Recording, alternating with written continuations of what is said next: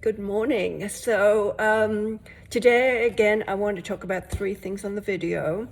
The first of those is this sort of scam that seems to have been happening with this company called Ozzy, O-Z-Y.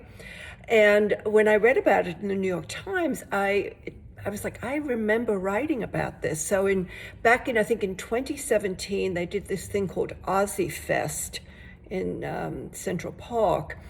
And I guess I was underwhelmed, and also just all the stuff they were sort of saying about themselves struck me as being really maybe not true, because like nobody I knew was really talking about them. And that's the kind of thing that I would hear from, people like, oh my God, have you been on this site? Da, da, da, da.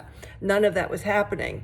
So at that time, so this is 2017, I think they started in 2013, but in 2017, I saw that in that year alone, they had lost like 41% of their traffic to their website. So I just thought the whole thing struck me as being a little shady. Well, then listen up, because this week, what the New York Times unearthed, and now of course there's a really big brouhaha about it, is that this guy's name's Samir Rayo, who's one of the co-founders of Ozzy, and I think is the COO.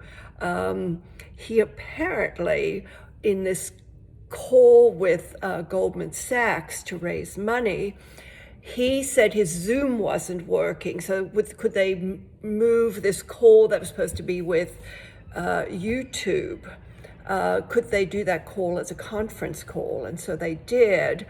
And then in the middle of the call, and he was, this guy who supposedly was an executive, a high-level executive at YouTube, who was going to verify the numbers and how successful Ozzy was, his voice kept changing in a really strange way, like it was like auto-tuned or something. Anyway, so as it turns out, this guy from Ozzy was impersonating the guy from YouTube to say how great the business was doing.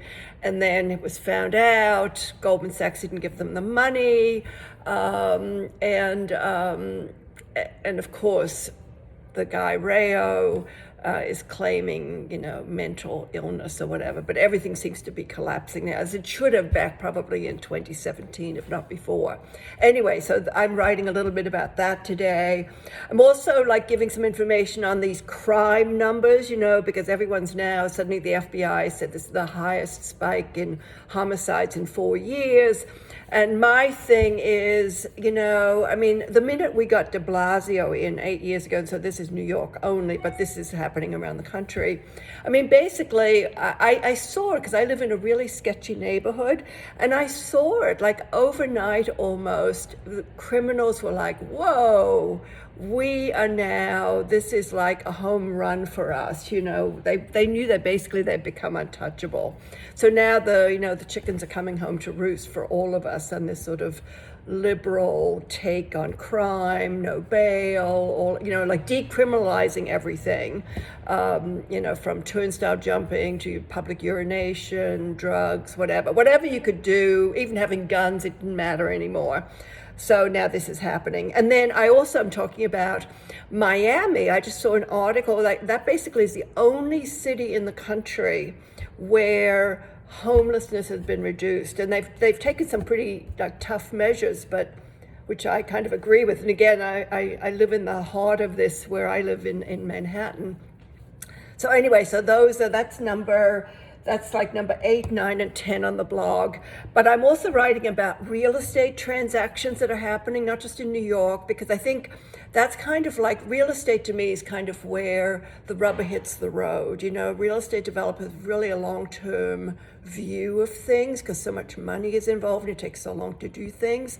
So I'm writing about some of the things I'm seeing there. Which is always, real estate I always find fascinating.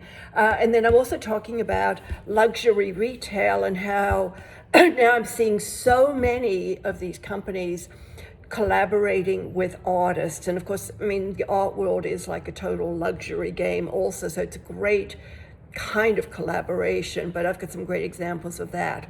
So that's it for today. October 1st, cannot believe it. And I will see you guys next week. Ciao, ciao.